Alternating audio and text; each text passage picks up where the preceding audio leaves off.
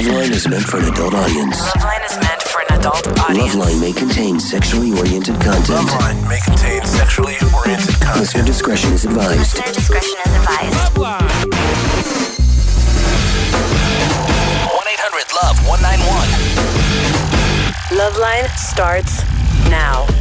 1-800-LOVE-191. I'm Dr. Drew, and I'm delighted to welcome into the studio tonight the one and only Andy Milonakis. Hello, sir. Or can I call you Andy Schmilishmakis? You can call me whatever you want. Call me little white boy. Little white boy. And now we were talking a little bit off the air. You grew up in Queens, right? Close, Westchester, but I lived in Astoria. You lived in Queens. Yeah. I see. You lived in Queens for a while. Yeah. And when you were in Queens, you were a computer I was a computer geek. geek.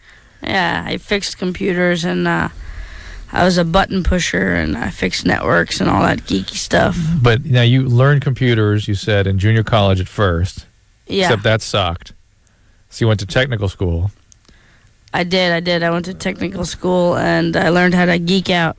And then you became a successful computer operator, right? I mean, what do you, Yeah. what do you call that? Technical consultant or information manager? Yeah, or just like IT person, IT person. geek. And then how did that go from that to MTV? Give us that little history. Well, I created a really stupid bunch of videos. My friend Brian Lynch, he did this website called Angry Naked Pat. What is it?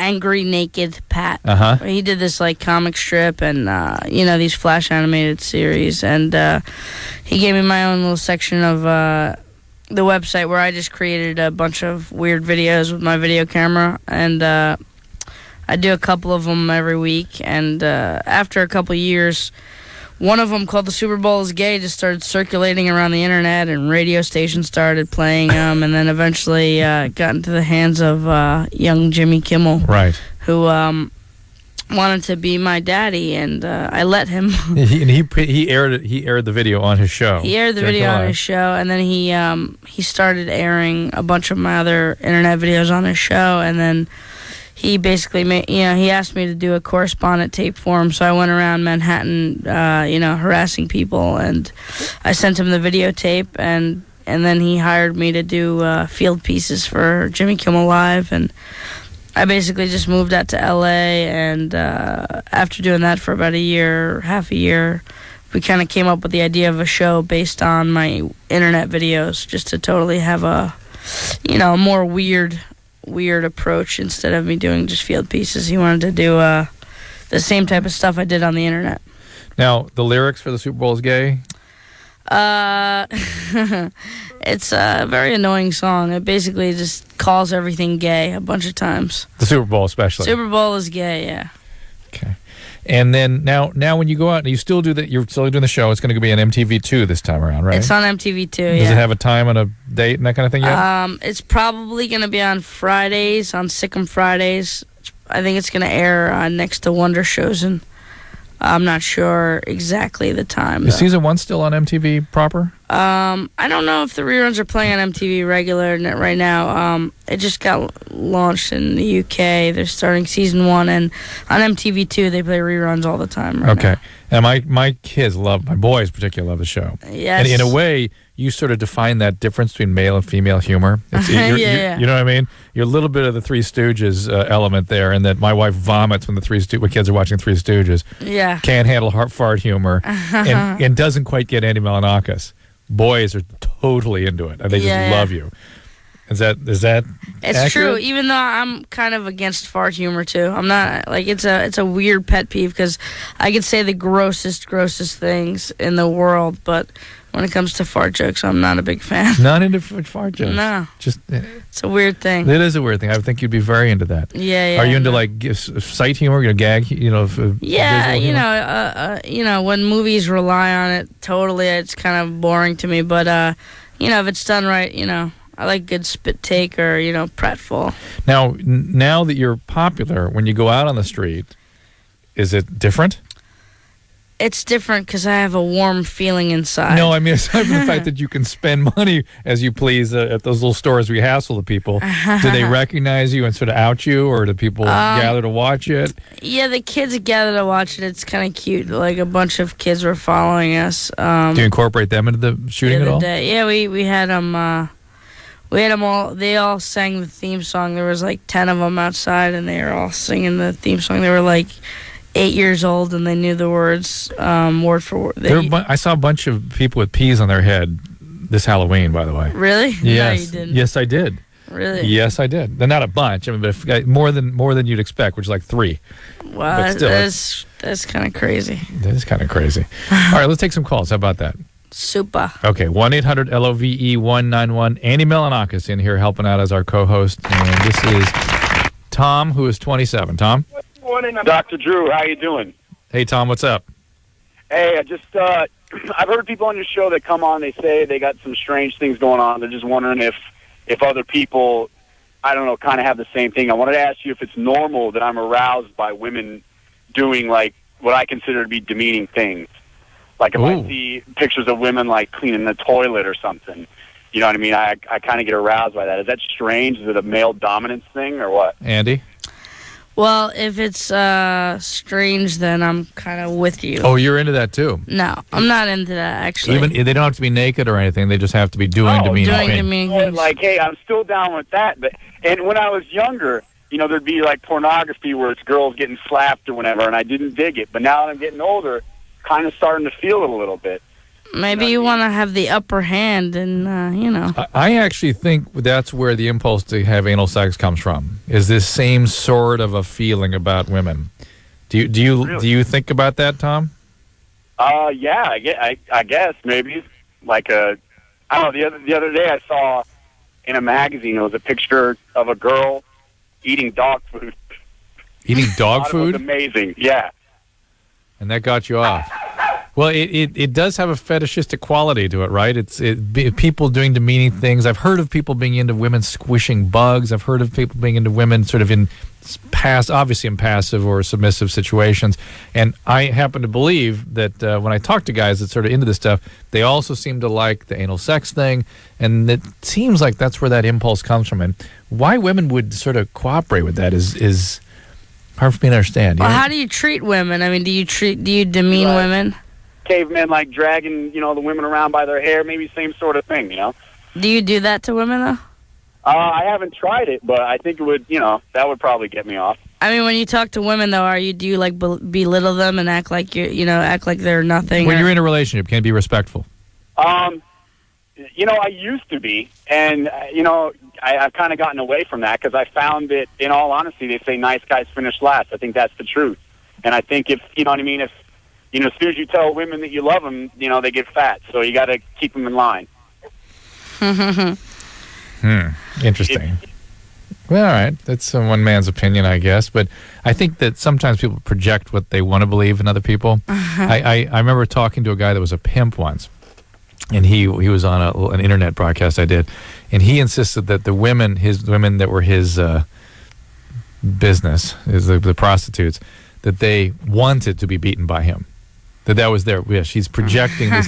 No, you don't understand. He was so clear that you understand. They're asking for this. They want this. They need this. And I thought, no, I'm not sure. William, 20. Hey, how's it going? We're good. What's happening? Yeah, I was just curious. How come every time I have sex with a girl, it doesn't matter how long I've known her for, she could have been my friend for a long time, like during sex, after it's going on for a while, I just lose respect for the girl, like in the middle of it. And it's not like something I can help it. Like, I don't want to. And it's not like a cool thing or anything. It's just like, you know, I'm not trying to get them in bed or anything. It's a mutual attraction. I'm not like a sleazebag or anything. But then during it, I'll just like start to lose respect, mainly when I'm doing them from behind. Seriously? Yeah. And it's like, I don't want so the grosser they are in the bed, is it like the grosser they are, the nastier they get? The more respect you lose for them, like if they, you know, if you just had if you just have regular sex with her and it's like you're making love to the girl, it's not so bad. But like if you kind of treat her like a little bitch, then you know, then you think of her as like a dirty like tramp. I see what you mean, but it's more. You know it's not like, you know, the girl can be like hot. It doesn't matter about her being hot, but it's like. It's more like a girl that I just don't love, you know, even if I've known her for like a long time. You know, listen, I think there's two reasons that guys get this way. One is there are men that have difficulty seeing women being sexual. It freaks them out. They don't like it when women have sexuality. I think there's a deep part of certain, really in our culture even, and certainly in many men, that they have to control female sexuality. They're scared by it. They're kind of freaked out by it. And so just seeing a woman being sexual is something that you immediately go, you turn off to. Well, that's one possibility. Just during sex, really. It's just like, I mean, that's what I'm saying. The other possibility is that you sort of have that syndrome, as Woody Allen and as Groucho Marx says, you'd never want to be a member of a club that would have you as a member. The fact that she's having sex with you means that she must not be worthwhile. And that's kind of a position of envy. And when you conquered her, it's like she's diminished by that because, well, now it's not worth it anymore. She actually allowed you to do this to her. So, and sometimes it's a mix of the two. I think the latter, the one you just said, actually is kind of dead on. That makes and you're 20, and that does tend to happen. You know, some of that is even biologically driven from testosterone. And you ever had that feeling towards a girl that? Well, I think like not really in that same situation, but like a girl that seems cool and seems like not like regular trashy slutty girl who seems like really cool. You get to know her a little bit, and then all of a sudden you see her in a different light, like she's out drunk at some bar, just like making out with a couple of dudes and just like dancing on the bar, and then you're just like, you're kind of, your image of her is kind of like, you're just like, wow. Does that kind of thing bother you, William, too? No, it's just really like more like just doing them from behind. Like it's like that's the one that particular this doggy style. So don't do them from behind. Yeah, why don't you stop doing that? You're the missionary. That image freaks you out. Don't do that. That's the best? Well, it feels the best, and they seem to like it the best. But like, I don't know, it's kind of like a conundrum. Like the better it feels, the more I do it, the more respect I'll lose from them. And after sex, I don't want to be that guy that's like, oh yeah, get out of my bed. I don't want to like hang out with you anymore because I don't like, I'm a nice guy. But it just like, it just feels like it's just natural. Like that's just what happens. Now I'm starting to think like. It's dirtier in your mind to picture doing a girl from behind than just like having sweet regular missionary sex. Like it's like a dirtier picture. So like maybe just by doing this thing that seems like dirty to you and like something you'd see in a porno, even though it's, doing a girl from behind is quite natural. Let me tell you, young man. But it's I don't know. I think maybe you think of it as a dirtier thing. And like, who is this dirty girl who's letting me do this to her? Like, and not only that, it sounds like you get swept into it. It's something you kind of don't want to do because you know it's going to have a bad image, and yet you can't help yourself.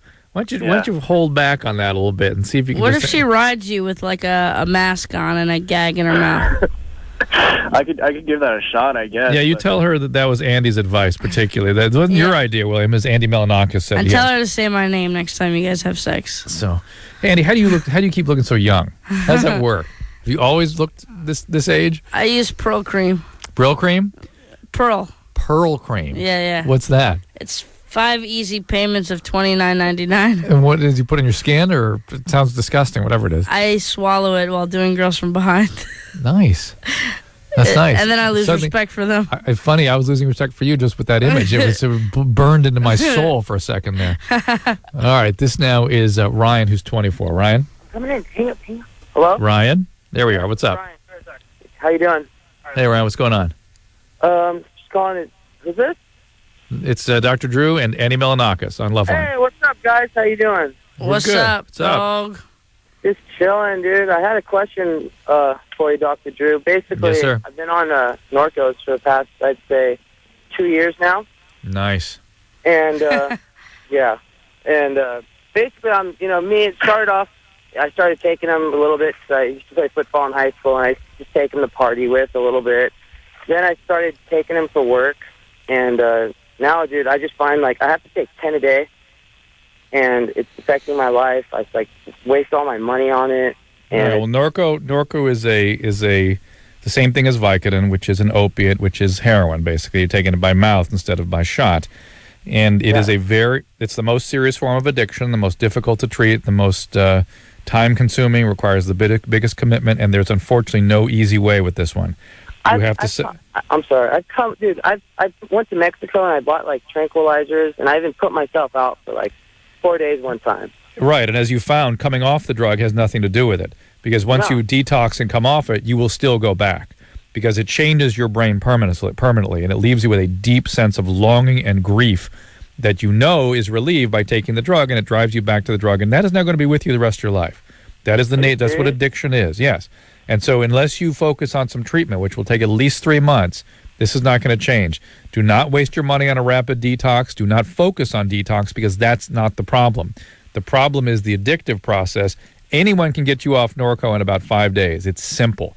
Go to any doctor with any experience with addiction. It's a piece of cake. And they can even do it as an outpatient now with something called Subutex or buprenorphine. But staying off the drug is a totally different issue. That takes a long time in a structured environment. You're literally going to have to go somewhere for a while, like a sober living or a hospital, in order to overcome this. And I know it seems like, hey, what's the big deal? I just have been taking this stuff. I was originally just partying with it. You are now addicted to Norco. And once you are addicted, that's not something that you can control any longer. It's something that has control over you, and it just has to do what it does. Okay. When you're addicted to that, you know how, like, when you get fully sober, even if it's off a drug, then you can't drink anymore either. Is that in this case, if it's just like addicted to a pill for a few months, I mean, if you get sober, can you no longer drink? Right. Unfortunately, that once you sort of activate that process, that brain disease we call addiction, it's in a part of the brain called the medial forebrain bundle, that is active and becomes reawakened by anything that massages that part of the brain. So let's say you're an amphetamine addict, pot, alcohol, Valium-like drugs, Norco-like drugs, they will all activate that same system. So you can no longer use things that cross over into that system. So anything that people could get addicted to can no longer be used, or you will reawaken the whole process. It may not happen instantly, but it will happen inevitably, that you will be back on your drug of choice. Mark, 27. Hey, Mark? I'm sorry. Yeah, I was trying to turn the radio off. What's going on? I'm with this girl, and... Hey, before you talk about your girlfriend, hang on 1 second. Just want to reset the show a little bit here. It's Andy Milonakis on LoveLine. The phone number here is 1-800-LOVE-191. Phone lines are open. We got lots of available lines tonight, so do call in and let's get you on the air. Word. Mark, what's up? Like I said, I'm dating a girl, and we've been together about almost 2 years, and basically, she goes out with her friends, which, as long as she's not cheating, I don't have a problem with it. But, she turns her cell phone off, and I ask her what they did, and, and they're like, she's like, I say, what'd you do? And she's like, well, we just went out to Jamie's place or Jody's place, or, these are girls she works with, and we just hung out, and we just talked, and, drank a bottle of wine. And what kind of work does she do? She works for a retail store. Can I say the store name? No, not necessarily. No. Okay. Well, go ahead. Why not? Why not? Living on the edge. What about the Gap? No, actually, they're a rival of Gap Kids. She works for Gymboree. Gymboree. Gymboree, the best store name ever invented. Fashion Island or South Coast Plaza? Near South Coast Plaza, main place. Fair enough. All right. It's in Santa Ana. Fair enough. So she's hanging out. We don't know where she is. She's being elusive. She's being secretive. Yeah, all bad it's signs. Not that she's really being secretive. I mean, because I ask her and she tells me something. It's not like she's like, I don't want to tell you or don't worry about it or anything like that. Like I try to call her. Mark, she gives you no answer. Hey, we're just hanging out talking. What's the big deal? And it's like, what? No, that's not an answer. It's not an answer. It's not an explanation for why you turn your phone off. That's not an explanation. Put your foot down, boy. Mark, the explanation is: are you doing drugs? Are you drunk? Am I being too intrusive? Am I really? But here's the deal: am I bothering you when I try to call? Is that a problem? Do we have a problem with? Are you personally bothering him? Me personally? Yeah. I may be. What's her name? I've never called before, and so I'm. Yeah, I didn't know. I thought I'd maybe talk to like one person and then Dr. Drew or whatever. No, Mark, this is Dr. Drew. This is who you're talking to, and that's my point. Is that you have to find out what it is that's motivating her to shut her phone off. The fact that she gives you some BS answer that is not an answer, that vaguely describes what she did during that evening, does not explain why she took her phone off the line. Now, if it said she wants to be separate and alone and have her own time and space, that's a discussion you need to have.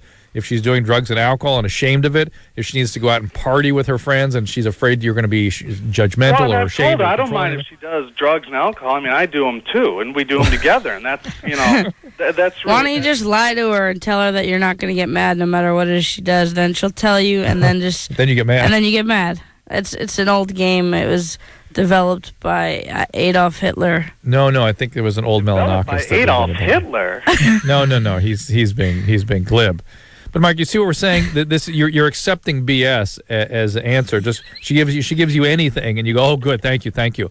No, think about it. That's not an explanation. Seriously, are you ever confrontational and say, I want to know, tell me now? I mean, do you ever put your foot down, or do you pussyfoot around it and say, I really want to know, honey? I guess I more or less pussyfoot. I mean, I tell her. So you gotta be firm. I mean, if you want answers, I want to know. I mean, what you have to back them. You have to back her into a corner, because if you're just isn't that just going to offend her that I'm being you're gay, aggressive male and like the alpha male, and she'll be afraid I'm going to beat her? No, because you don't have to be. I'm not saying you have to be an a-hole about it, but you have to say, listen, this is really bothering me. I'm not going to take no for an answer. Please tell me, and that's it. If you're firm and you let her know how much it's bothering you, and you're not just like, well, I want to know. If you're strong about it, maybe you'll get an answer. Do you understand? You're shrouding your thinking in what we call shibboleths, Mark. Just empty slogans about alpha males. Andy is absolutely right. You feel bad about this. It makes you feel bad and concerned. It's affecting you and the relationship. You deserve an explanation. What's going on here? Things don't feel right to me, and my feelings are. I'm entitled to my feelings, and I'm entitled to an explanation for the person that I love, and I'm, that guards those feelings. And this, if you're ready to end this relationship, or if you're doing things that put it in jeopardy, I think I have a right to know about that. Or if I'm doing things that are putting it in jeopardy or pushing you away. What's that? That's being chivalrous? I thought. I said a shibboleth. Empty slogans about alpha males, nonsense. You're sort of rationalizing things rather than being justified and feeling uncomfortable. You don't feel right. It's okay. It's okay to say, I don't like the way things are. I don't feel good.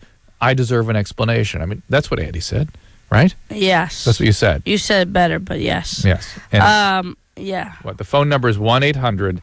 LOVE 191. Phone lines are open. Andy Milonakis is in here. So I like to take a little tally of things I learn about our celebrity hosts on the show now. So, from behind, good? Sure. Good and normal. Here. Good and normal, son. Yes? Yes. Son. And computers? Mm-hmm. Community college, bad. Bad. Junior college, bad. Bad. Technical college, good. Good. Okay. West Coast better than East Coast? Oh, East Coast. East Coast better than West Coast. All right, we're learning just tons about New York, baby. All right, Andy Milonakis. Again, 1-800-LOVE 191. Call us with your questions, and we'll be right back.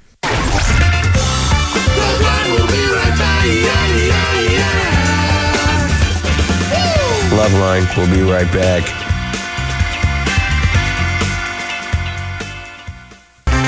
Hey everybody, it's LoveLine. The phone number is 1-800-LOVE 191. Andy Milonakis in the studio, and he was just telling me off the air he wants to be challenged by the calls tonight. I want a physical challenge. No. Well, meaning what? I don't know what that means. You mean want somebody to come down here? We can do that. I just had a flashback from Double Dare on Nickelodeon. I can send you out on the street with a microphone, and we can get outside of 57th Street here and see who's hanging out. But there were people here when I came on Sunday night. Really? Yeah, fair enough. All right, this is Dave, who's 27. David? Hello, Drew? Hey, what's up? Not much. How are you? Good. Andy, lots What's of props, up? man. Your show's awesome. Thank you, got sir. A great thing going. I think you should keep up the good work. Hey, I have a question. I got a little situation. May run it by you, see if I'm on the right track or not. All right, let's go. Been married about 5 years. Kind of started to stray a little bit. Don't know if the reasons are right or not. All right, let's hear.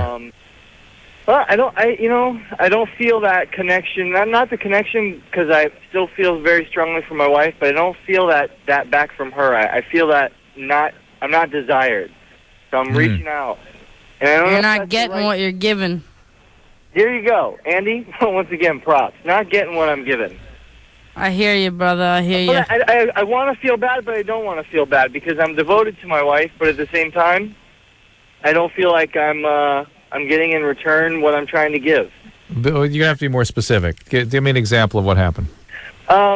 I don't feel desired by my wife. There's no physical attraction any longer. It's a struggle, and you try to be close, and you get pushed away. And, you still hear, I love you, I want to be with you, but the physical reciprocation isn't there. So it's hard. All right, so hold on. So you used to have sex more frequently. Exactly. How frequently, say, when you first got married? 3 times a week would be about right, I would say. All right, and where are you guys now? Once a month, if that. Once a month. And so when you sort of approach her, what does she say? She doesn't say much. A lot of pushing away. Just not. I don't know. This isn't. I don't want to do this. I'm tired. All the normal excuses. We'll do it tomorrow, later, and it just never happens. It never materializes. Have you ever sat her down and said, "Hey, this is really a problem for me. This is how I experience intimacy. I'm really hurt by you not being available in this way. I enjoyed what we had before, and losing that is a very, very great loss to me." Have you ever said anything like that to her? Yes, and that's where the struggle is because I feel like I've taken that step to sit down and proactively say to her what's important, and I'm not getting the response still, and I've done my best to be... What's her answer to you, though, when you tell her that? There really isn't one. It's almost a double-edged sword. I think that, our relationship has gone sour because there's not enough sex, and her response is there's not enough sex because there's no relationship. All right, so there you go. Circle. Yeah. So what is it that you're doing to contribute to her? Because women do need to feel that emotional intimacy before they can feel sexually intimate. You're right, and I mean that's definitely a point where we've come to before, where she says, we need more interaction with each other. We need to go out and do more things. I want to have a more exciting life. Go out more with our friends. So I start trying to go out more, and then she doesn't want to go out. She's tired. She works a lot, and it just doesn't seem like there are the answers. The answer she's giving. When we create the solution for them, it doesn't seem to be the solution any longer. And is she on medication? No, but she has been. She was in the past. What medicine? Zoloft. So she has depression.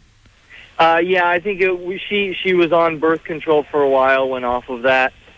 I think that was the cause of it. They said that the Zoloft for 10 years or so, and they said when you sometimes go off of, I guess, the birth control pill, it can cause a lot of adverse reactions. Yeah, but not enough to need medication for depression. So if she has, you need to be diagnosed with depression in order to require the Zoloft, and Zoloft will completely shut you down physically, sexually. Are you aware of that? She hasn't been on Zoloft for 2 years. So I mean, when I say she has, it was in the past, and most of our sexual issues have been over the past 12 to 16 months.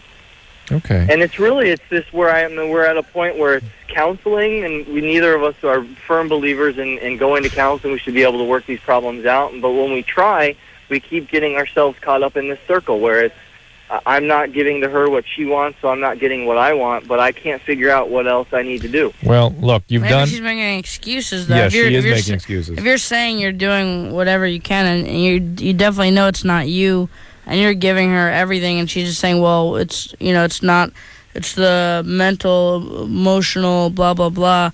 If she's all saying that, it sounds like BS, that she's just like trying to steer you away to make it sound like it's your fault. That's why you're not getting it. I almost feel like, I'm just not, and no longer the the traction isn't there, the desire for her to want to be sexual with me, and unfortunately, I think even for any man, you at some point want to feel that desire. You want of course you do. Of course you do. But David, here's the deal. If you're going to save this relationship, it needs professional intervention.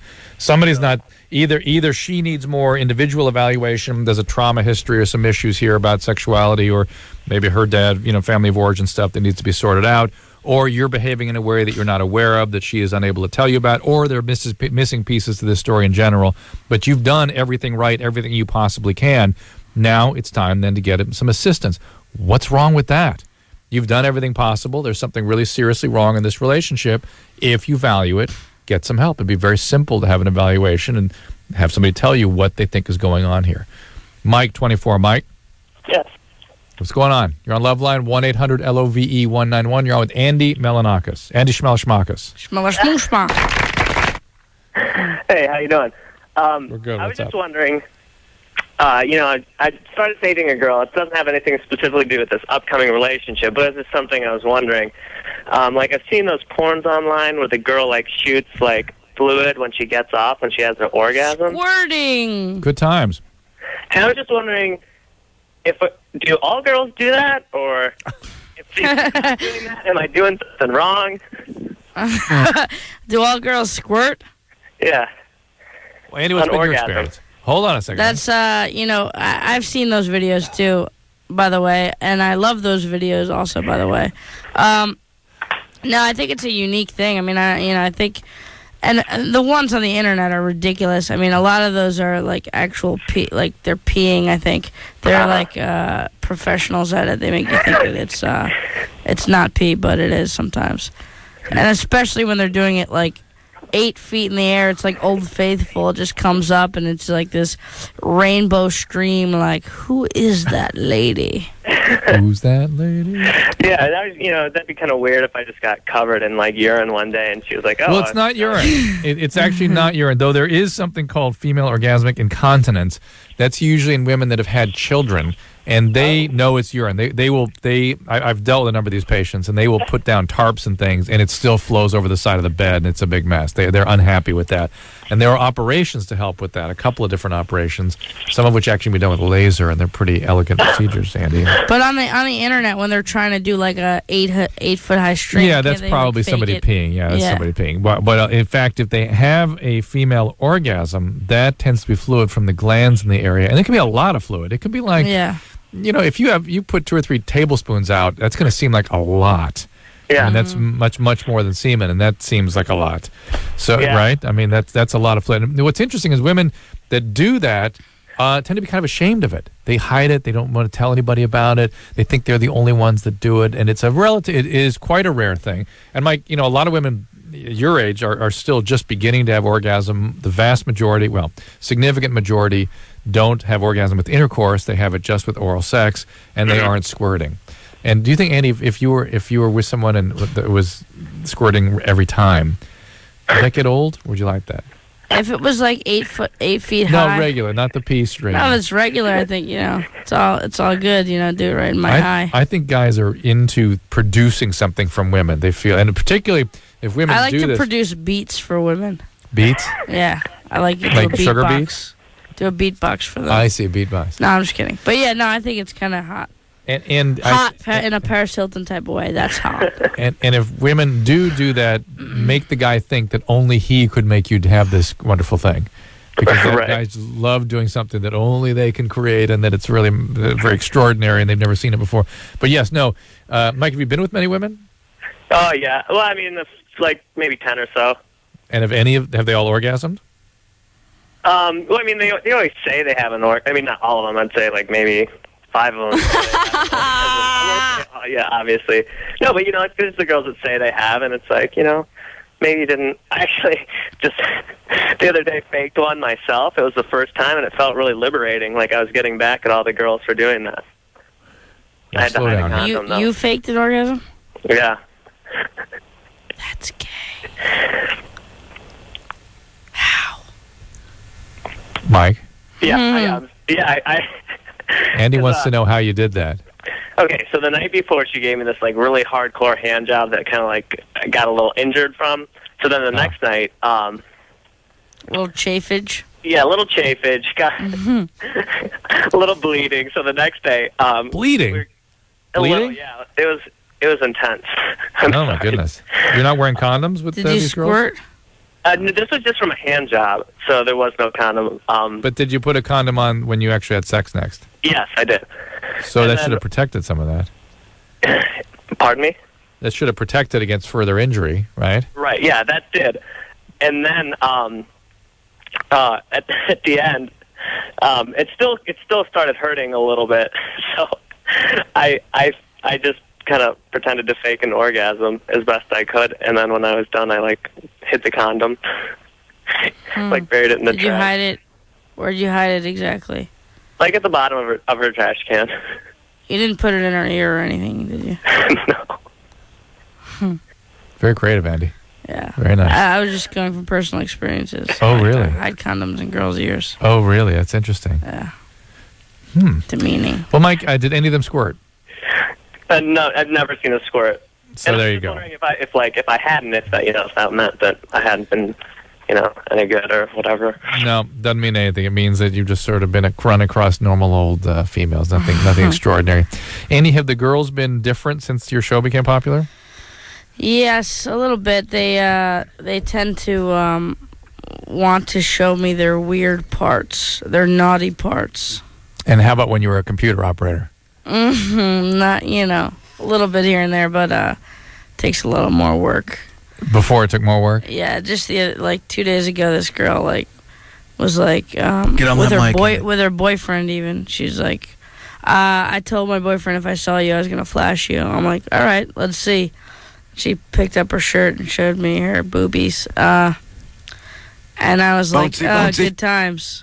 Good times. Yeah, and she was kind of disappointed in that reaction that I wasn't woo, popping open a bottle of champagne. I'm like, she's like, oh, that's all? Good times? She get mad at you? A little bit. She's with her boyfriend. What am I going to do? Start, grabbing him? Start punching him around like a speed bag? Where were you? In the streets of New York? I was actually in church. In church? No, I'm just kidding. Some random I believe just about anything comes out of people's mouths, so I'll go with you. Or into their mouths. I was at some random club. A club, and just pow. Here. Yeah, it's weird. I mean, the girls usually throw themselves at you, seem to want something, think that, they can get something some way, somehow. Just like when you were a computer geek. Same thing, right? Yeah, they want to become a network administrator. So right. They throw just take off their panties and throw them at me. So you had to work harder. Definitely. When you were a computer operator than now when they sort of... It's kind of good to have to put in some work, though, because you get the girls that you really want instead of the little hoe bags that just throw themselves at you. Well, I'll hear more about this after the break. The phone number is 1-800-LOVE-191. That's Andy Milonakis in here. Don't call him a pea-head. Do not. All right, and we'll be right back. LoveLine. LoveLine will be right back. Hey everybody, LoveLine, 1-800-LOVE-191. I'm Dr. Drew. He's Andy Milonakis. Where did that come from? And I'm gay. Anderson, don't you follow with a drop? Oh, I forgot.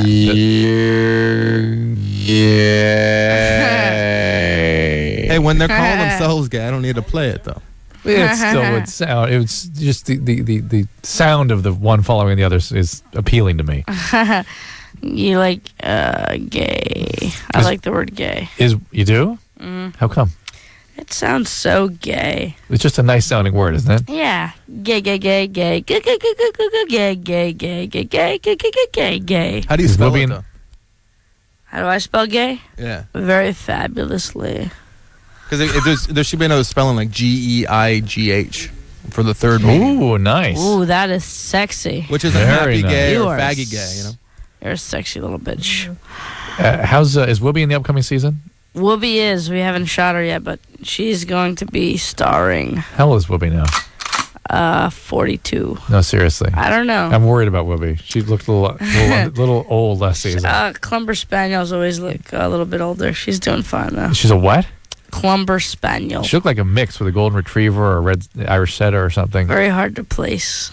I wish I could have a dog, but that I didn't have to take care of. I'm bad at being responsible. Really? We'll talk later. I have issues with dogs. with life. Does Whoopi live with you? No. Yes. Sometimes. Sometimes. Well, I miss Whoopi. I want to see more Whoopi on there. I do too. Whoopi should have her own. Is it he or she? She. She should have her own show. Now back to you and the girls. So things are better, picking up since you have a show. You're happy with that, or you sort of alluded to the fact that the kind of girls who were throwing themselves at you were ones that you really weren't that interested in. You rather work for ones that are really the ones that you want. I'm not gonna lie. I'm not gonna lie and say, well, you're gay. I'm not gonna just never touch a girl who comes up to me because of the show, but I'm a little off put by it. It's a little weird, right? Yeah, really, really hot girls. Like, I mean, sometimes, like, they're not always, like, model caliber, but sometimes they're, like, really hot where, like, not only would I want to be with them, but I would be like, oh, my God, just being in the same room with them. And now they're, like, coming up to me, like... Do you go for that? Yeah, well, sometimes, I mean, one came up to me and was just like, oh, you're from that show. Did you ever fall in love with them after that? No, never love. It's, you know... But so that's a different thing. It's a different thing. But, you know, I'm not really looking for love. I'm not looking for love in all the wrong places. So I'm just having fun. But, you know, if... That must be nice. So the sort of the number, you're reaching a number, a ranking that you couldn't have gotten time of day from before. Hot girls that would never give me the time of day before. Does that make you angry? A little bit, but at the same time, I'm like, I know how it works. You know, it's Hollywood, and you know that's just how people are. And sometimes you gotta just have fun, But you know, it's really amazing how the hotter the girls are in LA, the crazier they are. Like really crazy, like text messaging me 40 times within 20 minutes, crazy, saying I hate you. What's wrong with you? Why are you not calling me? Blah blah blah. Like. It's been an interesting past 6 months. Speaking of some craziness, here's Nicole, who's 23. Nicole? Hey. Hi, you little sauce pot. Nicole? Yes, I'm here. Here we go. You're on with Andy Milonakis, 1-800-LOVE-191. What's up? Hi. I have a question. I was dating a guy recently, and I was told he's admitted to having multiple personalities. He admitted to that? Yeah, not which personality admitted to that? Was it his normal one, or was it like evil Bob? I wouldn't know. This is secondhand information, and I was told that he has a personality that is like the cool guy, you know, like the ladies' man type, and then there's one that's just a complete jerk. That you know, was it secondhand information because one of his other personalities told you, or no? This is. I was told by someone else that he admitted. Well, he told them this. And they told me. Was it like Urkel? Secondhand information. And I'm just wondering, is this something would a person who actually had multiple personalities be admitting this, or is this just for something for attention? People with multiples do know that they're multiple, and they will occasionally discuss that with people they feel close to. Occasionally their own personalities. They tell their other personality. They say, hey, listen, other you, I have another one of you, and it's me, but it's not really me. Hi, Bob. Bob 2, I have another personality. And Bob 2's like, dude, I know, because I'm it. And you described the same guy, Nicole. You said one guy's a lady man, and one guy's an a-hole. It's kind of the same guy. Yeah. All I can say is run. I experienced it. Like, some days he'd be really cool with me, and the next day he'd act like a jerk, and the next day he would act like nothing happened, and he was like, hey. It could be bipolar, too, though, can't it? Yeah, people with bipolarity can get very irritable, but he probably was just referring to the fact that he flips between two different extremes in his personality. People with multiple personalities do not have two. They have many. It's rare that they would have just two. And those Sybil. And those people, and those people have profound trauma histories when they were growing up. This guy that's just sort of out playing and taking advantage of people, and some days is sort of impatient and exploitative and irritable and unpleasant to be around. That's the same guy. It just really is the same guy. I don't think you have to postulate that there's something else going on here. And by the way, you've got him saying to somebody else, you see, I'm sort of two people. I fluctuate. You know, I can be one thing one day and one thing the next. That's not him saying, you know, I've been diagnosed with a dissociative disorder. That's a very different thing, right? Nicole? Oh, I'm here. I'm just listening to what you have to say. Yeah, he would be calling it something like a dissociative disorder or dissociative identity disorder, DID. Which is his way of saying that is probably mood swings. Like right, mood swings. Exactly. People with dissociative identity disorder will say, I have DID. And that's a different thing, okay? Or did, if you will, and you will. All right, Nicole? All right. So here's my diagnosis. Okay. A-hole. Okay? I love you. All right. Andy loves you. Oh, well, I love you too, Andy. Bye, baby. I only have one personality. Come to my house. I barely have one. So that was a good joke. Here's Chris, who's 17. Hey, Chris. Hey, Dr. Dre, how you doing? Good. What's up? Dr. Dre. Oh, yeah. Hey, Andy. How are you, man? What's up, son? Hey, Chris, ask us your question real quick, then we got to go to break, so go ahead. Okay, well, pretty much I've been with my girlfriend for 4 months now, and she won't go down on me because she kind of freaked out because I wasn't circumcised when I was a baby. Mm-hmm. And I'm just wondering if I got it done now, could anything bad happen to me if I got the surgery, or what that's all about? All right, excellent question. I'm not sure when people say I didn't get circumcised, they have to throw in as a baby. As a baby. But so be it. It's an interesting question. I was when I was 4. When you were 4? No, I'm just kidding. Well, we're going to get into this. Okay, the phone number is 1-800-LOVE-191. We're going to get back with Chris's question. 1-800 circumcised. 1-800-LOVE-191. We're on with that was Andy Milonakis giving you a bogus number, and we'll be right back. We'll be right back. LoveLine will be right back.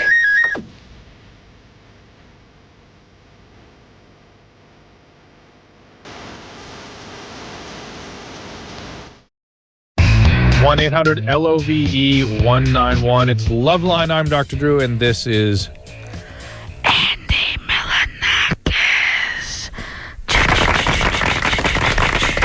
We really need to gift you to come up with a LoveLine rap. I know, I should write it. Uh-huh. If I was good enough, I'd freestyle it. Bite them off. Yeah, maybe I'll freestyle in all your free time tomorrow. And how old were you when you got circumcised? Me? Well, you said 4. I was just kidding. You were circumcised, as Chris said, as a baby? As a baby. Okay, and then later I was re-circumcised. They put the little meat back on. Oh, you had a restoration procedure? Yeah, and then I got it back off again. It's like, I go one way, and then I'm like, nah, I want it back. I like the artwork look. Then I'm like, nah, I like the helmet look. Then I'm like, it's like style. It's like, like I change. Haircuts. It's like I change a coat. Haircuts. Yeah. So you got it short, like it long. Yeah. I'm very, very fussy. Hey, guys, I got a quick question. Jesus. Yeah. Andy, when you do those little pranks on those people, like the guy that could barely speak English when you put the shoe on the pizza? Yeah. Does somebody then chase down the hall after him and get him to sign release? And do you guys exactly? Do you try and explain what was going on, or do they even care? We explained like some guy, the first guy we got, Chinese food delivery guy. He came back and we showed him the cameras and we said, "Look, you are on TV." We were doing a joke and he goes, "Oh, TV!" and he started doing kung fu into the TV camera. But you guys were like, rolling on TV. I think we were. Maybe we'll put it on the DVD. It was a lot worse than it sounds.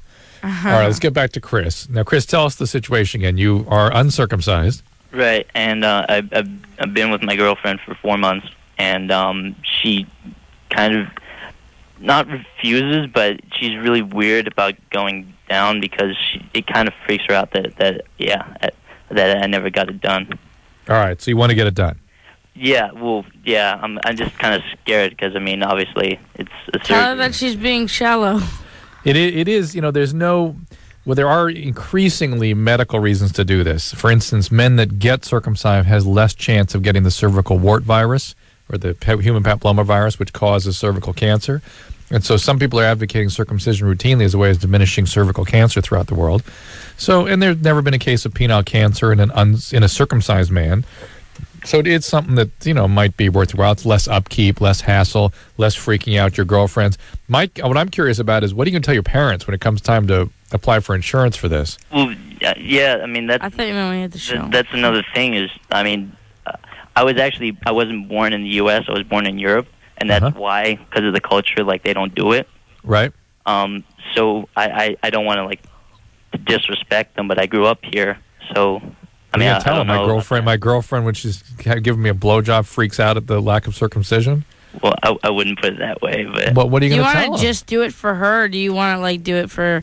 Because you think it'll be better also? Well, she's not the first one to kind of be weird about it. Oh, so a lot of it's kind of But here's the deal. You want to do it. It's fine to do. It's a good bit more hassle. You're out of commission for a couple weeks. It's fairly painful, but it's not dangerous. It's no big deal. It's a reasonable thing to do. Men get a lot of tearing and stenosis and problems with it. If you listen to this show, you hear guys calling all the time with difficulties with the previews. But my question is, what are you going to say? What are you going to tell your parents? You're 17. Do I need their permission? Cause don't tell them anything. Come to my house. I have a box cutter and I have some Altoids. And I think we could do a little underground job.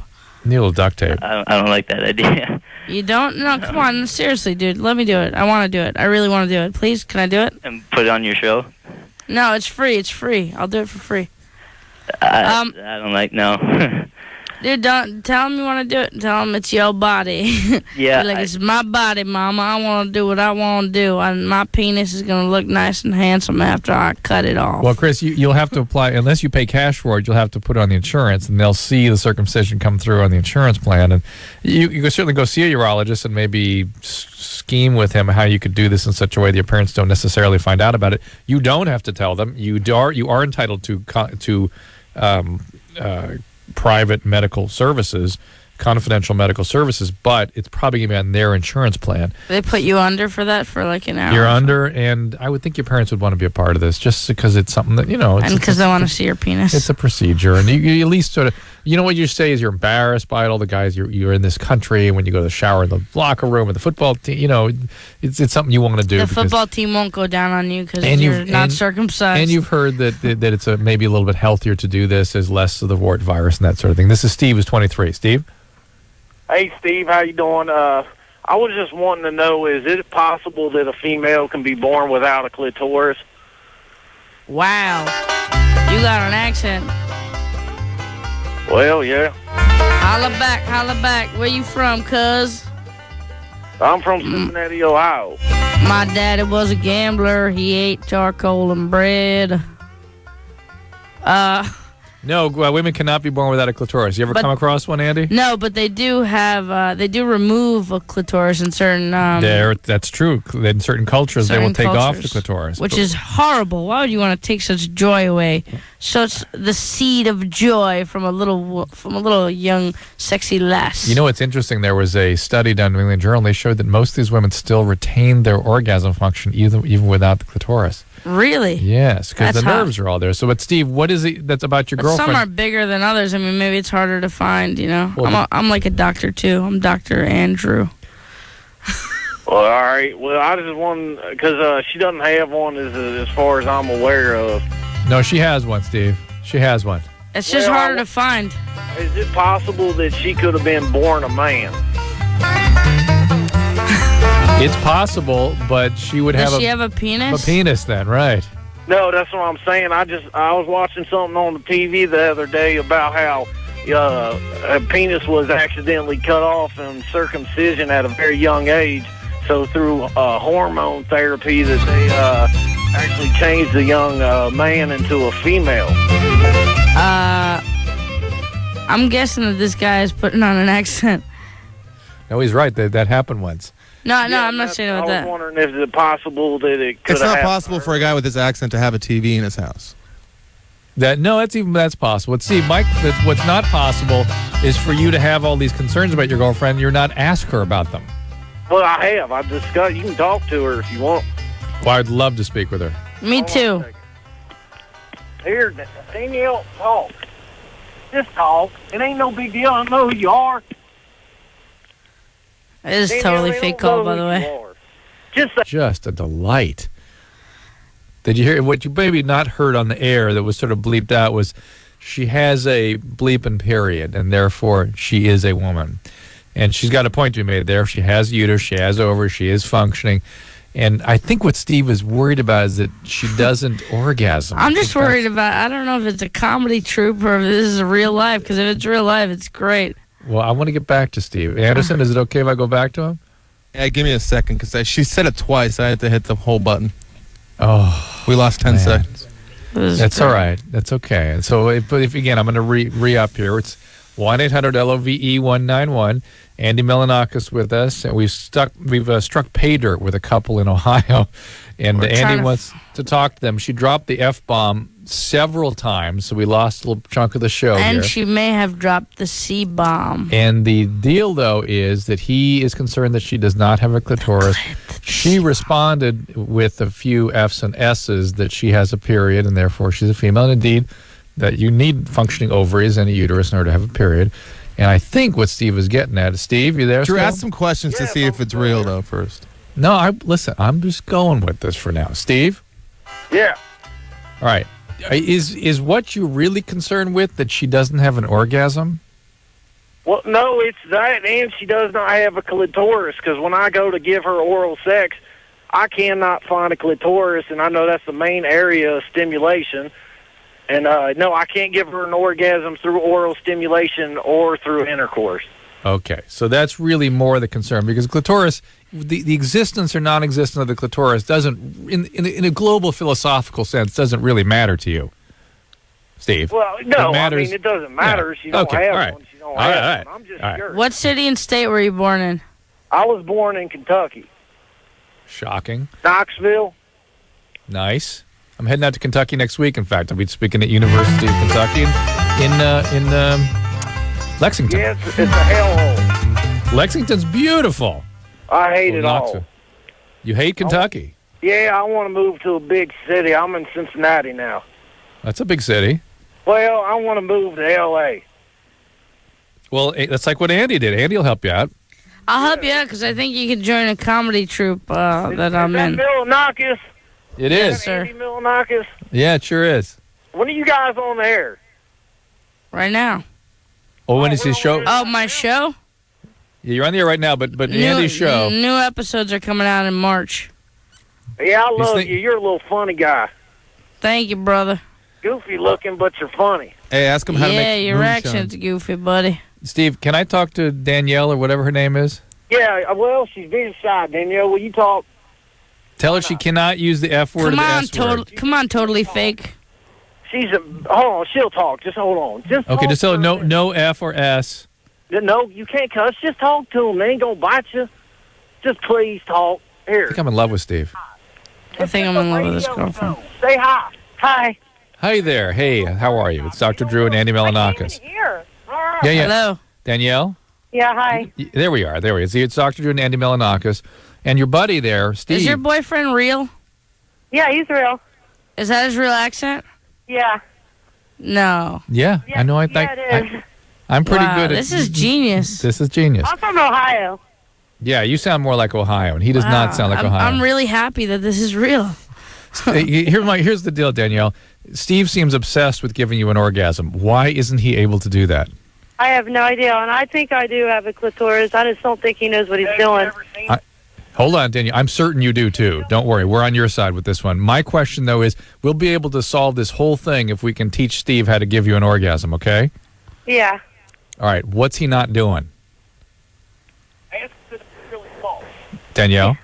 What's the problem? I don't know. I don't know what he's doing wrong. Have you ever had an orgasm? Yeah, I have. But not with Steve. Not with him. And what's he doing wrong? What's he need to do? Just you and I talking. I don't know. I don't know. I don't know Is he what he's doing wrong. Is he too aggressive or too fast or too much pressure? I mean, He's a skinny guy. no, I don't mean with his penis. I mean when he tries to give you oral sex. No, he has a long penis. No, Danielle. Does he put a 10-gallon hat on his penis before he tries to have sex with you? No. No, okay. So I'm talking about oral sex because that's going to be the most likely thing to give He you. don't give me oral sex much. What a there bastard. we go. Okay, bingo. Now you can give us Steve back in, okay? Okay. All right. Yellow. Steve, we solved your problem. You need to give her oral sex in the vicinity where there would otherwise be what you call a clitoris. Okay? All right, but all right. I mean, I tried. Well, when I usually do it, it's not for that long. Maybe I. Do you do it for longer? Do you know where the clitoris is? It's outside the vagina. It's not inside the vagina. Well, yeah, I know. There should be a hood. Go on Google.com and search clitoris and look at some technical pictures and find out exactly where it is and draw a roadmap to it. But it's oral sex that's going to give her an orgasm. That's what you need to get down and get busy with because all this other business about you being worried about her not having clitoris, not important. Danielle sounds like a great girl. Make her happy, okay? Make us proud, Steve. Or I will. Make Andy. Andy's going to come steal her. He's on his way to Cincinnati with a crew, you know. And I know how to find that.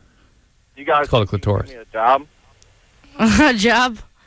Yeah. What do you want to do?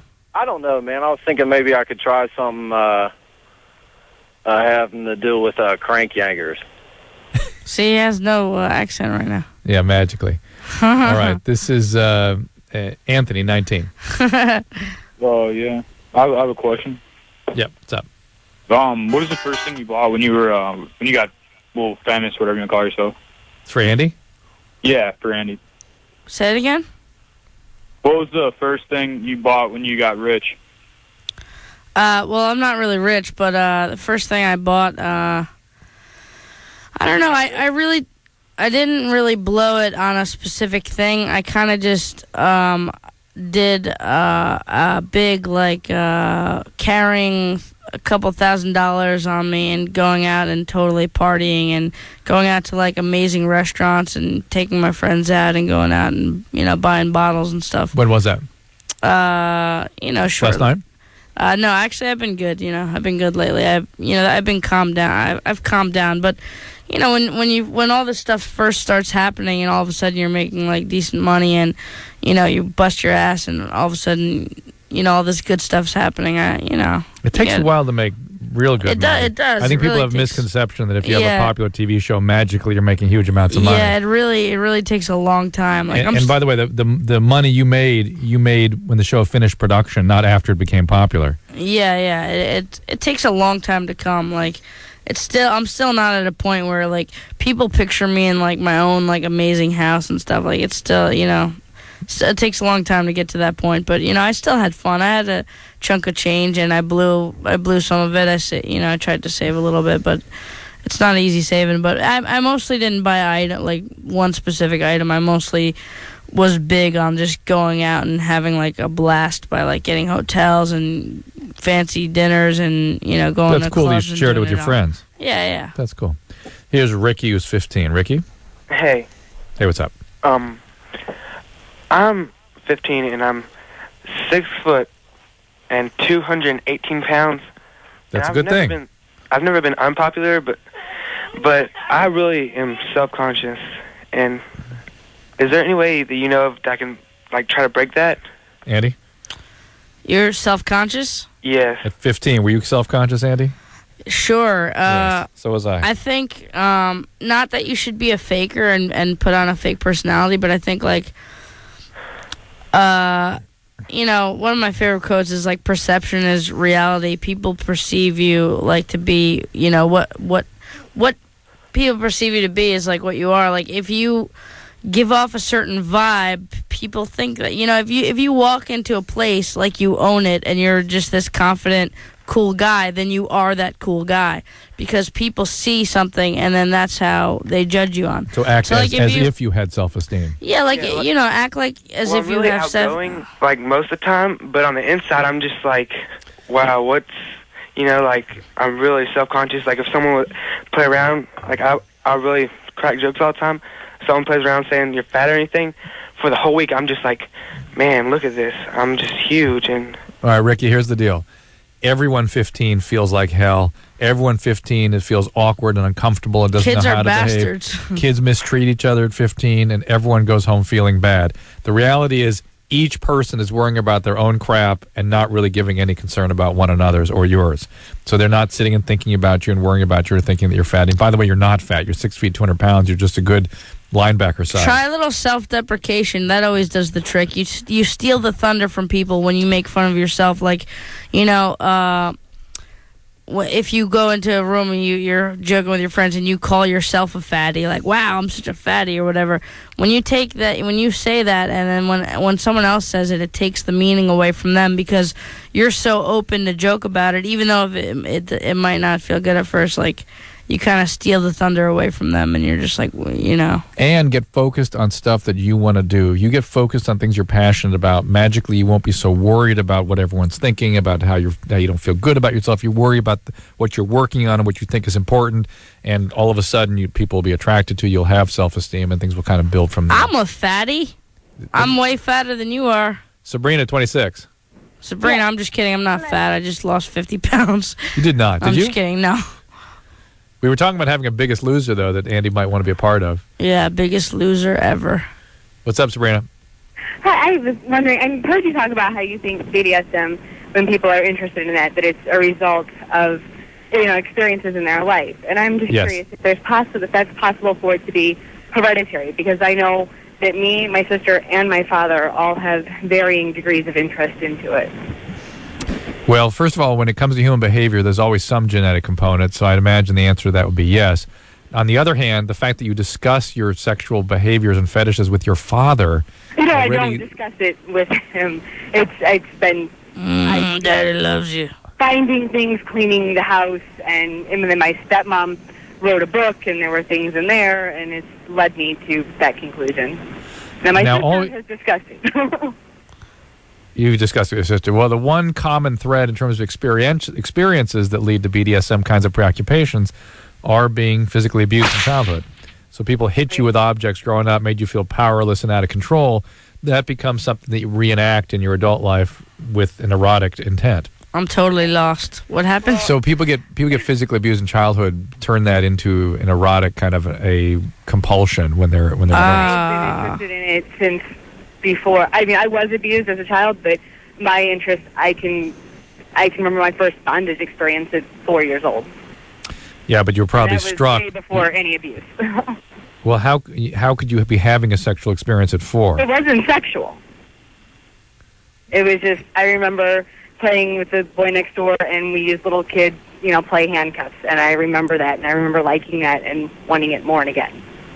And you had not been physically felt to feel powerless before that, I'm sure. The parents that beat you don't start when you're 5. I was never beat, no. Didn't you say you were physically abused? I said I was abused, but not physically. Not emotionally? What kind of abuse did you have? I've been verbally, emotionally, and sexually abused. Sabrina, you're breaking up here a little bit. You were sexually abused and emotionally abused, but no one ever struck you. No. With a fist. No one ever hit you with anything. No. All right. Well, how old were you when sexual abuse started? I was 13. 13, not before that. No. And who was it that abused you? Is that late? Well, it's a late. Who? Oh my Come here and give me a hug. Again, the fact that your mom wrote a book about BDSM, your dad is into it, your mother's husband sexually abused you. Not my father. What? It was not my father that did it, no. No, I understand. That makes it it's totally different then. Forget it. I forget what I was going to say. No, of course. This is a family that's in trouble. There's horrible boundaries here. And the boundary issues obviously prevailed or sort of spilled into your sexual conduct as well. Yeah, you don't have the usual profile, certainly sexual abuse, powerlessness. If they've held you down when you were being sexually abused, that then becomes something you reenact as an adult.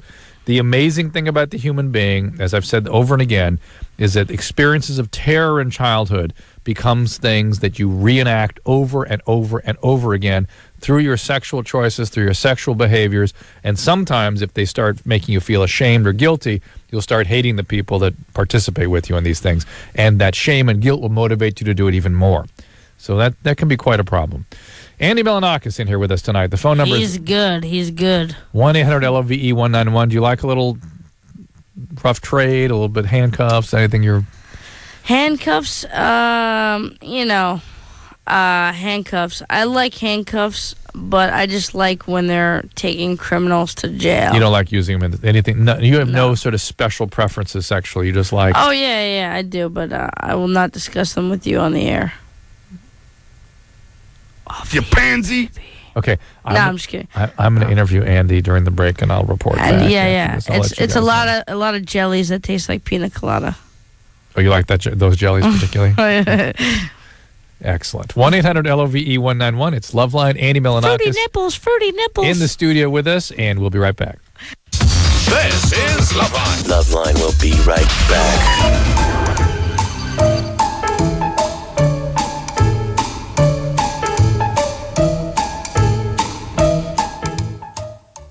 That's right, it's LoveLine, 1-800-LOVE-191. Andy Schmelishmakis in here tonight. Andy? Hi, how are you doing? You had something you wanted to ask me. I shushed you off. What's the difference between Norco and Vicodin? You said they're pretty much the same They are thing. the same. Norco has a little higher content of Vicodin in it. Oh, well, I know the hydrocodone is, in the normal Vicodin, is 5 milligrams, And you can get up to 7.5, I think, in the Norcos, or maybe even 10 sometimes.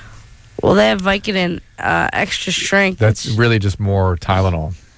But I thought it was 7.5. Maybe it's 7.5, but I think the Norco goes up to 10. Oh, okay. So. I crushed my arm like really, really badly in this editing bay, and they gave me like this whole metal electronic gate came and crushed my arm like really When was bad. this? It was it was when we were editing season 1, so about 8 months ago. Maybe. Wow. It took me like 5 minutes to pull my arm out of this thing. Like, Oh, my really, God. really bad. I thought I was going to lose my arm. I was like Oh, my goodness. panicking. So I went to the emergency room, and I was like in such pain, and it took them like 45 minutes to see me even. I was just pacing back and forth. They're like, you have to sit down.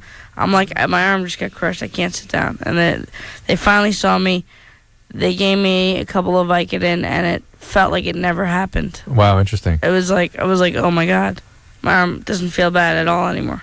The risk of all that is when you crush the muscle, it gets into your bloodstream, it can shut your kidneys down. Really? So that has to be checked. I'm sure they checked that. They did your blood, right? Yes. Oh, good. I'm glad. I'm glad I got out. It took all my might to get out of that damn gate. Oh my God, awful.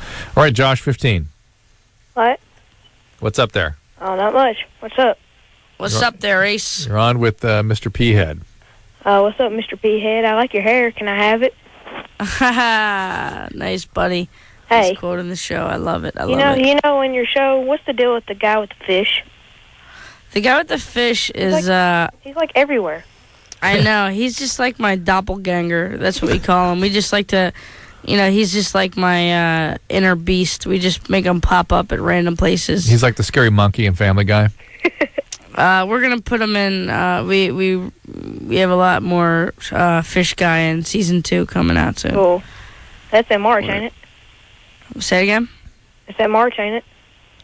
That's gonna come out in March. Yeah, man. It's probably early March, like March 1st, and the DVD for season 1 should be out a couple of weeks before that. You didn't say much about what it's like to film now that you're known, when people see you out there, and whether the old people are on to you or not. The old people are not really on to me that much. A couple of them are. We have a couple of hecklers. People are like coming by like, hey, they give a disgrace to us. Don't sign. There's some idiots trying to bother us. But like when school lets out, there's like a flock of kids following us sometimes, but they kind of keep their distance, and it's not that bad. The older people, we kind of they don't watch MTV, so it's good. Josh, you have a question? Well, no. Andy, do you have a question for Josh? It's just my whole life fun to talk to Andy. He's real cool. How old are you actually, Josh? We hung up. He's been waiting his whole life to talk to him, and then he hung out. His whole life. My show came on like a year ago. He's like, when I was 2, I knew this fat kid, Andy Milonakis, was going to have a TV show, and I want to talk to him at some point. There it was. Well, thank you, sir. Achieved his life goal. This is Gilbert, 17. Oh, hey, how's it going? We're good. What's up, Gilbert? What's up, dude? Well, I got a question. Like, I used to masturbate a lot. Like, a lot, constantly, And now I don't do it too much. And I haven't had sex. My question is, when I do have sex, like, am I going to last longer, or am I going to come quicker? Did you run out of semen? No, not yet. No, not yet. Okay. That's coming. It's not going to make any difference, Gilbert. Your rhythm is your rhythm, and the masturbation is not going to really affect that. Although, if you do it right before, like the day of. Yes, that can prolong your stamina a little bit. But the fact that you masturbated during your teens, that really doesn't mean a damn thing. Really? So there's not like a 4-year layover with masturbation. Like if you masturbate like a half an hour before you have sex, then you'll last longer. But a lot of guys do that in order to last longer. Yeah. But it's not like you're going to run out of semen or magically change your biology by masturbating too much. Yeah, I actually have ran out of semen. I'm officially out. I asked Jesus for more, but he said no. Well, I mean, like, there was a point. So now when Andy masturbates, powder comes out. Powder, and it all looks like rainbows. Like, there was a point that I would do it, a couple times a day. Like, I wouldn't even need porn. Did you get bored of it? Yeah, like, porn is just like, after a while, it's just like, wow. Not bored of porn. What? Like, why don't you masturbate anymore? You get bored of masturbating? Not really. Like, so why don't you do it right now? I don't know. It's just like, I don't know. Because I used to do it a lot, but now I'm cutting down on it. Cutting down, like cutting down on cigarettes? Like, I only stroke 2 times a day now. Actually, yeah, I'm trying to stop smoking cigarettes, too. Okay. So he's the guy trying to improve his health overall. He's just cut back on carbs, cut back on masturbating, cut back on tobacco. I only had 5 Twinkies today, but I touched myself 8 times. This is Melissa, 19. Melissa? Yes. Hey, what's up there? What's up, legal girl? You're on with Andy Milonakis, 1-800-LOVE-191. Hi. Well, I just had a question. Me and my boyfriend's been together for a year now, and he keeps wanting to pursue sex, and I... Hang on a second. You cut out there. I think you said anal. I always know when you say anal. Yeah. Yes, I heard it. Yeah, we hear you now. Andy's actually channeling you, so it's fine. As long as I hear an A, I know what it stands for. Yeah. Well, yeah, he keeps on trying to pursue that, and I don't want to do that. Good. And, don't do it. Ever. Well, I mean, I've tried it once, but I was drunk, and then I just really didn't want to afterwards. I don't blame you. I've never let anyone do that to me. Yeah. Except Dr. Drew. He'll like buy anal beads and stuff, and I'm just like, no, I don't want to. And like, I mean, hey, Melissa. Yeah. Hold on a second. My advice is, first piece of advice is, when he approaches you with those kinds of ideas, don't say no the way you just said it. Say also that encourages him. You have to promise me you're gonna dump George Milonakis, my father. We've been together a year, and we just moved in last month together. Hey, listen, you are in command of the ship here. You say, hey, no. The answer is no, and cut it out, or I'm not going to have sex with you at all. Stand your ground. Yeah. Just say you'll know. Just say he'll try to put his fingers there and everything. And how dare he? Like, how dare he? That's my job. I know. Why don't you can't sound like a pushover though. When girls just like, no, don't do that. Like, that's gonna just make them be like, yeah, whatever, you know. I'm the man and I'm gonna do it. You know, just be like, listen, don't ever try this again because I really don't like it. And if you do, then we're done. And that's all. And then he'll be scared because then he'll be scared he'll get nothing. Or you know, you don't have to threaten the end of the relationship, but you can end the threat of sex.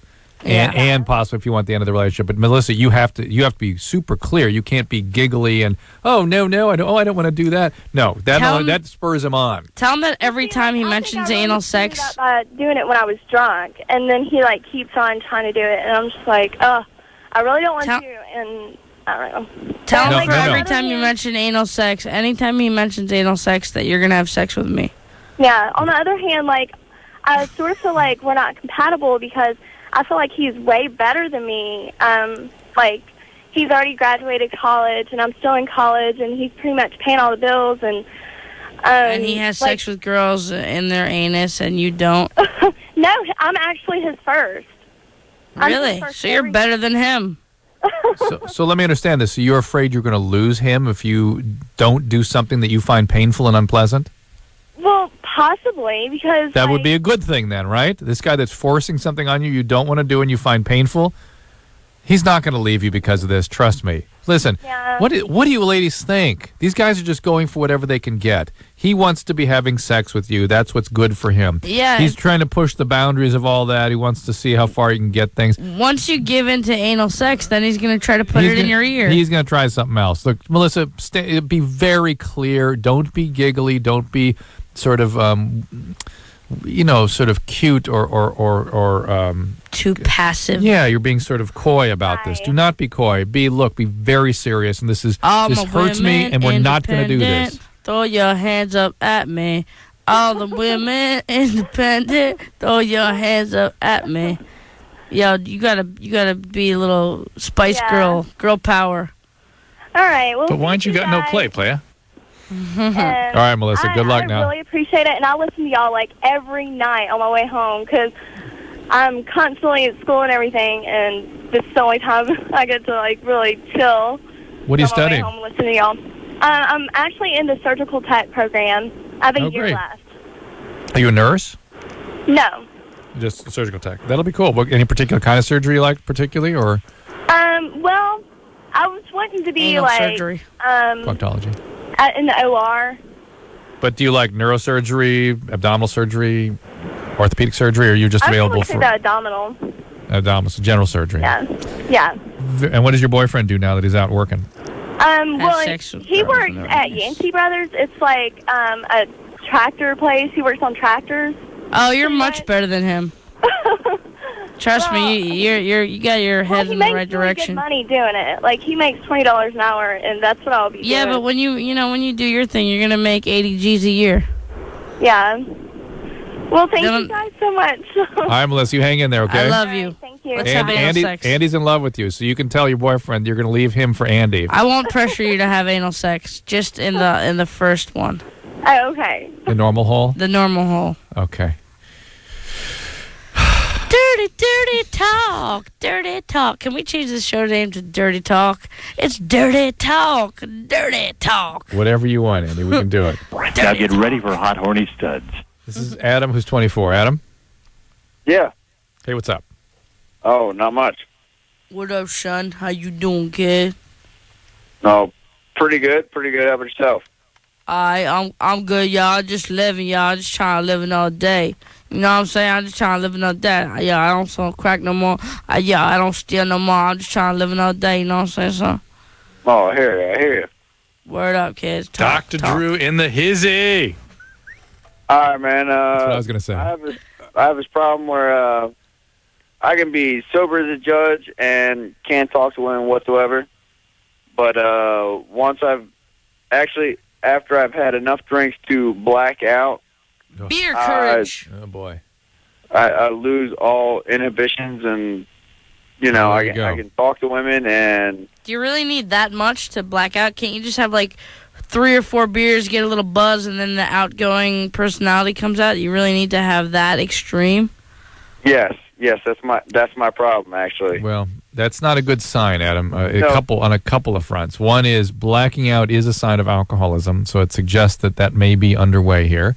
Number 2, if you can't feel good enough about yourself that you can't even sort of function normally in a social environment, that's something that needs a little looking into. I mean, it might be a social anxiety disorder, or maybe you really need to focus on your work and your life until we gave this advice to a 15-year-old an hour ago, which is focus on things that you are passionate about, make you feel good and feel like you're contributing something, and magically you won't be so worried about the anxiety in these social situations because you'll feel better about yourself. Think, Andy? I concur. It's Andy Milonakis here on LoveLine, or what are we calling her? Dirty Talk now? Dirty Talk. It's Dirty Talk. Dirty, it's Dirty Talk. Hey! 1-800-LOVE-191, and Andy and Dr. Drew will be right back. Gefühl pur. Die LoveLine. This is LoveLine. Andy Milonakis on LoveLine tonight at 1-800-LOVE-191.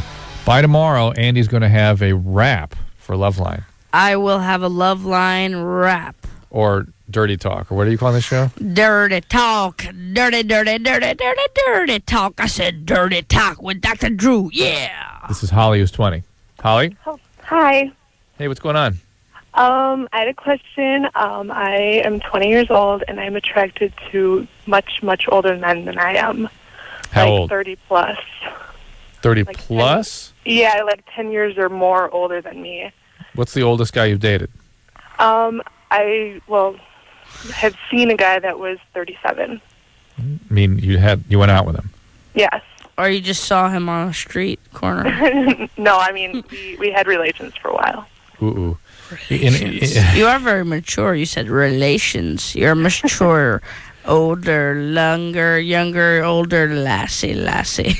In a couple of years, this won't be such a bad thing. You're 20 and 22, 24, to be dating guys in their early 30s would be sort of normal, right? Right. So. But this has been going on with me for like the last 3 or 4 years, and it's kind of weird because I'll see my friends and they'll be having, people at the same age as them, and I'll be... How old are you, 20? 20. I'm 20. What is it about the older guys? Huh? What is it about the older guys? I don't know. It's something, I have no idea what it is about them, but... Their salt and pepper hair? Did your dad take off when you were young? No, he didn't. Was he an alcoholic? Was he unavailable in some way? No, he was there all the time. Do you know what about them you like better? Did you say that already? She was unclear. I'm not exactly sure what it is about them, but... Give us, just if you had to guess what it was, what would you think? the maturity, maybe. So you don't like guys who go blah blah blah blah blah dirty talk, Dr. Drew, yeah. No, she doesn't like that. No, not especially. I will win you over before you hang up that phone, ma'am. Oh, I dare you. See, she's laughing now. I won her over. You ready, Milonakis? So I'm not sure if this is unusual or... Well, it's a little bit out of range, just a little bit. But the fact that you like guys that are more settled, that are more mature, doesn't seem that crazy. It doesn't seem that wild. I would kind of... If you're 70 now, that would be something. Here's what you want to watch out for. Watch out for guys that are in a different phase of life. In other words, if you don't share the priorities and goals, then you really don't know and you can't judge what they're up to. A guy in his 40s who's dating a girl at 20, I worry about the guy.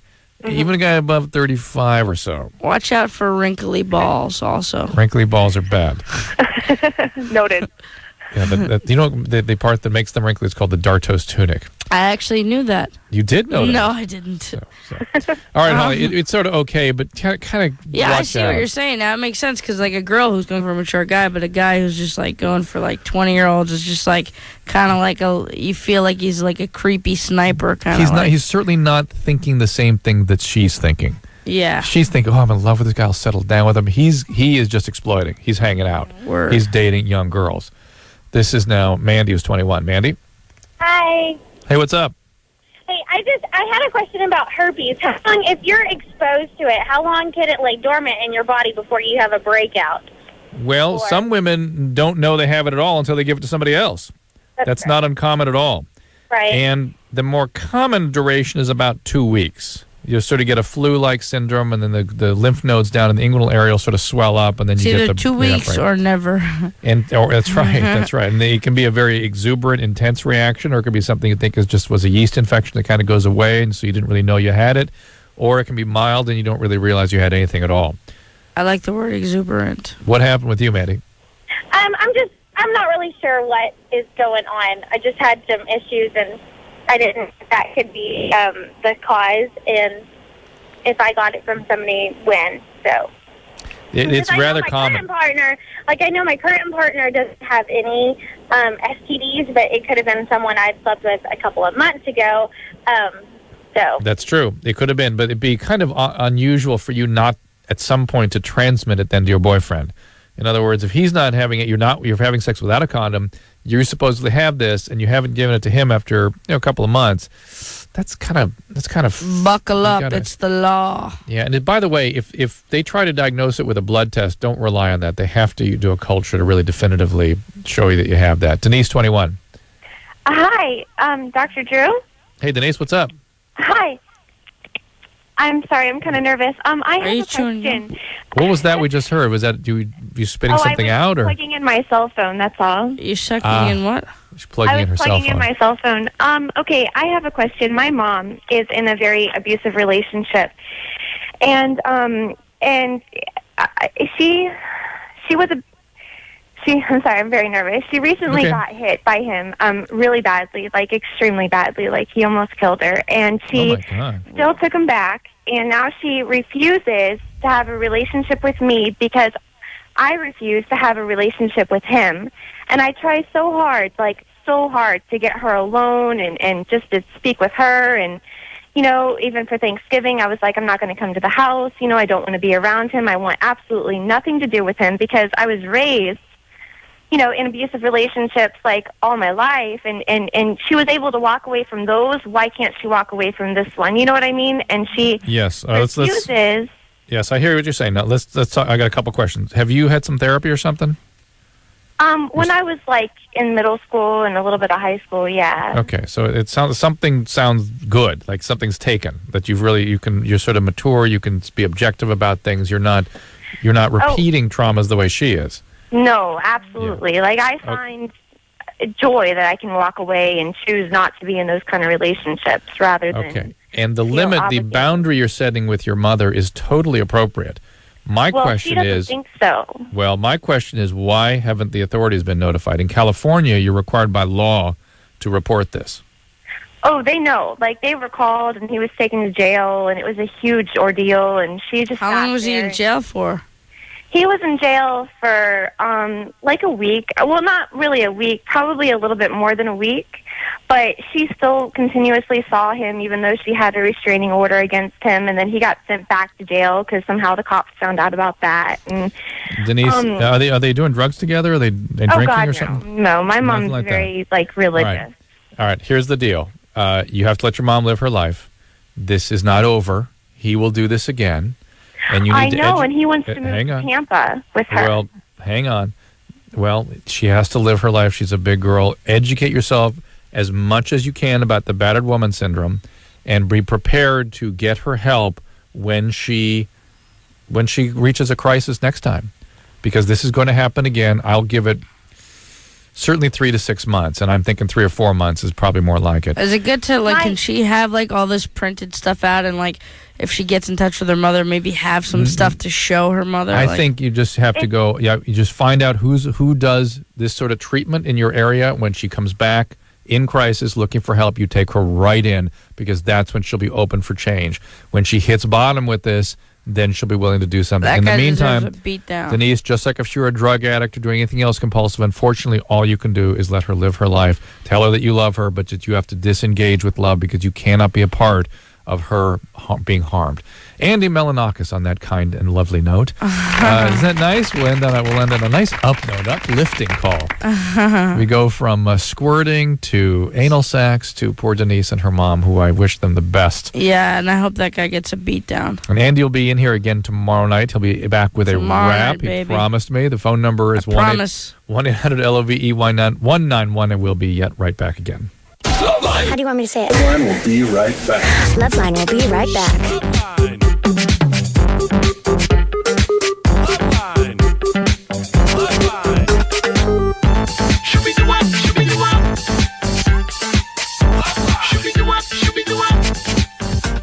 Well, that about does it for LoveLine. Andy Milonakis in here tonight. Dirty talk, dirty talk, dirty, dirty, dirty talk. And we'll be back again in tomorrow night. I'm very excited. We are getting our our mojo down here, our rhythm down. It's going to be good. It's like what's the two? It's like the Two Stooges minus 1 plus 3. I don't know. Or Abbott Costello, something like that. Yeah, so it's good. Amos and Andy, whatever. We're getting it going. Yeah. All right. Well, listen. Do call in tomorrow night, and we'll look forward to your calls. Andy will be back in here with me again tomorrow night, in the studio. And until that time, this is Dr. Drew saying good night and stay well. Dirty talk, it's dirty talk. Dirty, dirty, dirty, it's dirty talk. Hey! This has been LoveLine. LoveLine. The opinions expressed on this show are not necessarily those of the staff, management, sponsors, or this station. The producer for LoveLine is Annie Gold. LoveLine is a presentation of Westwood One Entertainment.